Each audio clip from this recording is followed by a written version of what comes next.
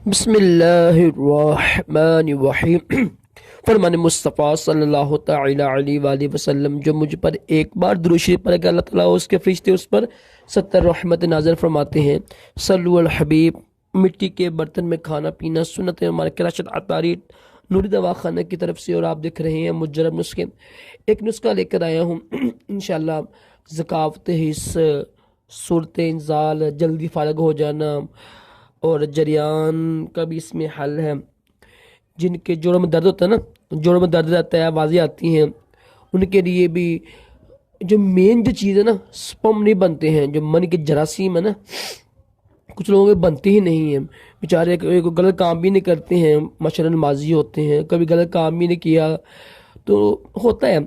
एक इमाम मस्जिद है, दोस्त है माशाल्लाह मेरे, बड़े ही नेक हैं। उनके अब बचपन ही से नहीं बन रहे हैं, अब जाकर 5% बने हैं।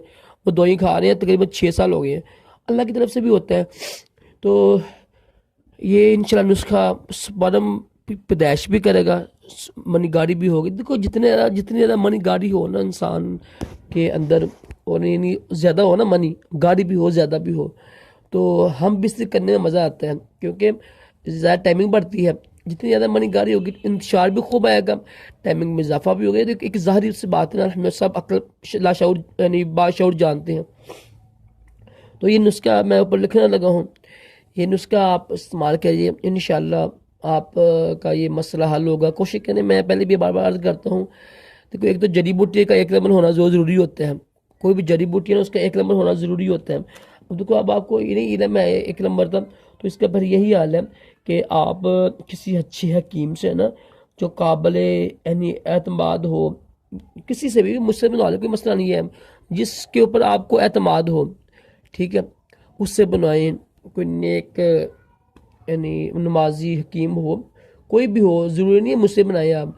तो नुस्खा ऊपर भेज रहा हूँ, इसको इसकी ना सफ़ू बना के ना, ये नुस्खे तो सुबह शाम एक एक चम्मच इस्तेमाल करें दूध के साथ। इसके अलावा ना, इसके अलावा एक नुस्खा भी बताऊँगा मैं आपको। सुबह उठ के ना सफ़ेद सफ़ेद प्याज है ना, उसका रस लेके ना 20 ग्राम, सफ़ेद प्याज का रस लेके 20 ग्राम, उसमें ना 20 ग्राम शहद मिला के बहुत सारा खाएं इस नुस्खे के साथ। इंशाल्लाह आपको ऐसा डबल फ़ायदा होगा कि आप हैरान परेशान हो जाएंगे। इंशाल्लाह जवानी वापस आ जाएगी आपकी। नुस्खा भी साथ नहीं इस्तेमाल करें, साथ ये ना सफ़ेद प्याज का रस लेके ना 20 ग्राम शहद लेके वो भी इस्तेमाल करें। अपने तबीब से, अपने हकीम से पूछ के कि आया कि आपको शहद यानी मुआफ़क आता है या नहीं आता। ठीक है, नुस्खा भी जो भी इस्तेमाल करना है अपने तबीब हकीम से, डॉक्टर से पूछ के ही इस्तेमाल करें। ठीक है, बाज़ औक़ात मजाज के ख़िलाफ़ नुस्खा होता है तो नुकसान होता है। सल्लु अल हबीब सल्लल्लाहु अलैहि वसल्लम।